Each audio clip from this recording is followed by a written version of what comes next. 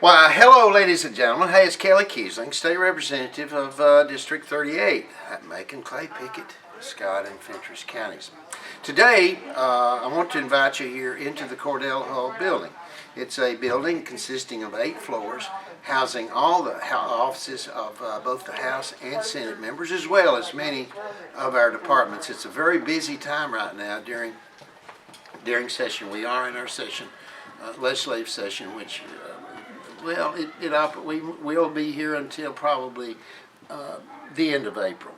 But I wanted to take a moment and invite you into our office, introduce you to some of our staff. We're here, our suite is 566. Won't you come on in and join us? Now, as you enter your office, to my right, to your left, will be our executive assistant, Mr. Weston Davis. Let me tell you quickly about Weston. Weston is a good old Macon County guy and educated at Tennessee Tech. He's in line at Tennessee Tech, so we're very proud to have Weston on board. He's been serving District 38 for the past 4 years, I think. Right, Weston? About 4 years. So he's doing a great job, and we appreciate him so much. Also joining us this year during session is Mr. Matt Nicholson. Matt is a good old Putnam County guy. He is, unfortunately, he isn't attending Tennessee Tech. Just kidding, Matt. But he is attending Belmont nearby here in Nashville. So Matt is doing a great job assisting Weston as he does these daily chores. And man, do we have a lot of those. And again, I might remind you before we go into the main office here, is our district consists of, just like any other House district, the perfect number that we serve is 65,000. So it does keep all of us very busy. Please come on in. Here you will see this is where a lot of our meetings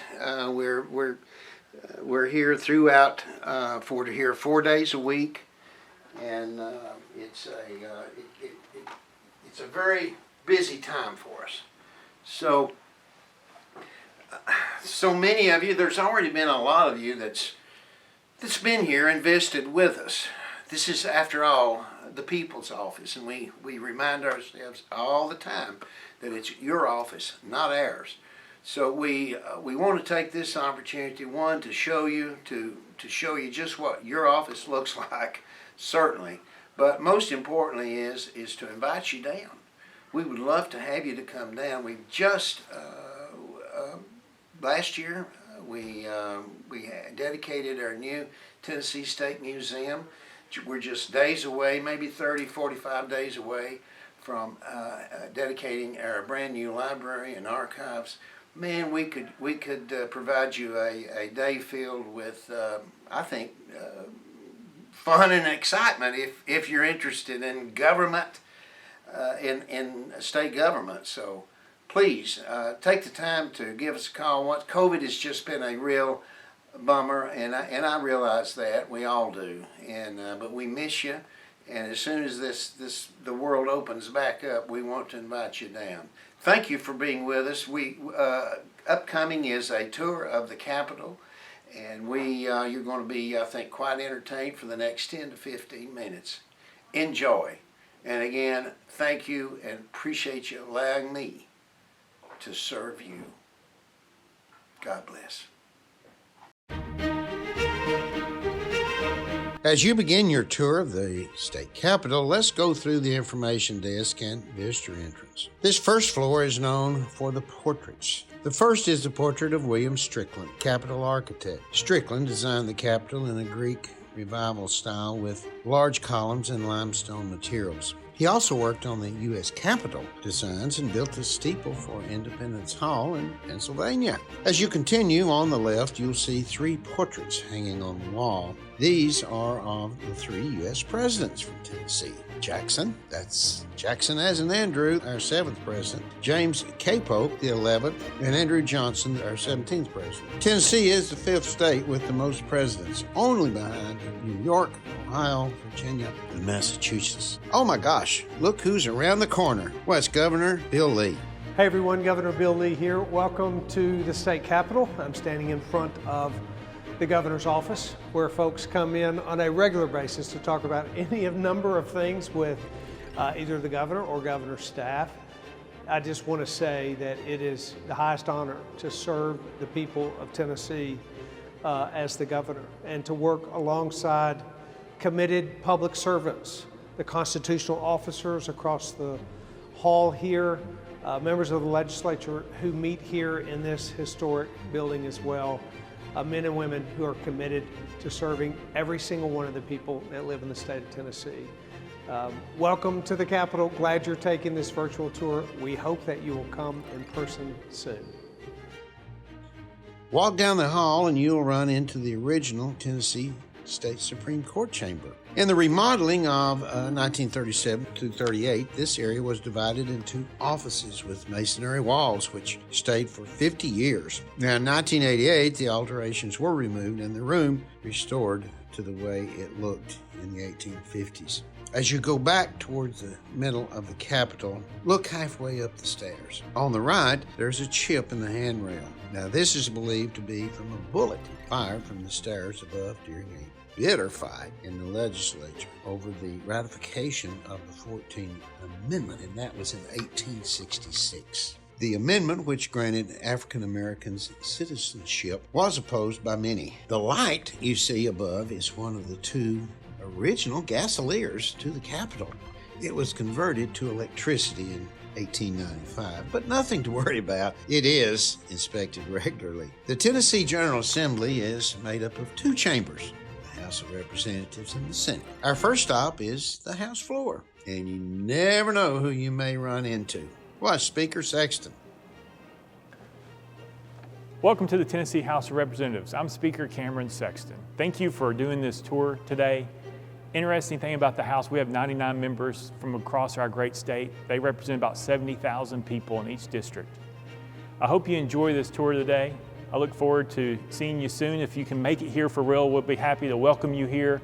But for today, I hope you enjoy the tour. The House chamber holds 99 members representing 65,000 citizens for each representative district. That's the perfect number. An interesting fact about the House chamber is that the columns in the gallery are from Nashville, as the Tennessee Building Commission for the Capitol had a focus on local sourcing and keeping budgets conservative. Some ideas in Tennessee never change. Between the House and Senate chambers, where visitors typically sit during floor sessions, are two leaves on the wall. The first is from an event on 20 of August 1920, when Tennessee became the final state to ratify the 19th Amendment, giving women the right to vote. Across the way is a leaf honoring rights gained by African Americans during Reconstruction following the Civil War, with the 13th, 14th, and 15th Amendments. Now we've reached the Senate, and it looks like we have a special guest to greet us. None other than Lieutenant Governor McNally. Hello, I'm Randy McNally. I'm a member of the Senate, one of the 33 members. I'm elected Speaker of the Senate every 2 years. I have a 4-year term as a member of the Senate. In the Senate, we have 27 Republicans and we have 6 Democratic members. We alternate every 2 years. It's the even numbers that are elected, and the other 2 years it's the odd number that are elected. I serve as the Speaker. I appoint all the committees. I run the Senate on a day-to-day basis. I appoint all the officers. I appoint special committees. I work with the Speaker of the House and the Governor to develop legislative packages. And it's a good working relationship that I have with Speaker Sexton and Governor Lee.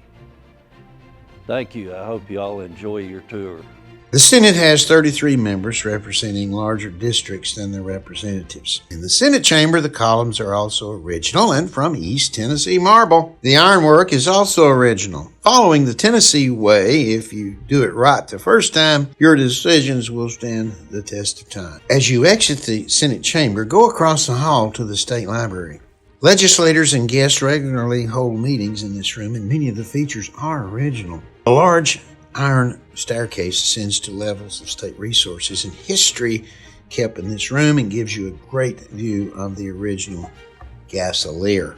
Now we move on to the exterior of the Capitol. Now, on the north end of the walls is the tomb of William Strickland. Before the building was finished, Strickland died, but it was his desire to be buried in the tomb that he actually designed. Oddly enough, the chairman of the building commission, Samuel Morgan, is buried in the south wall of the Capitol. The Tennessee State Capitol is built on the highest hill in downtown Nashville, where many homes and neighborhoods surrounded it before being built into government buildings for the state. But there is still 360-degree green space around the Capitol. Starting with the East Garden, one of the most prominent statues in Tennessee is of President Andrew Jackson. The statue is facing the Capitol with a salute of the war hero's hat. Jackson is the first president of the United States from Tennessee and is sitting atop his horse, as he oftentimes was during his command in the U.S. military. Jackson is not only the U.S. president with prominence at the Capitol. Hey, remember, it's President James K. Polk and his wife, Sarah. They're both buried here on the grounds as well. This is their second resting place, as their tomb, also designed by William Strickland, was moved when their home downtown was demolished.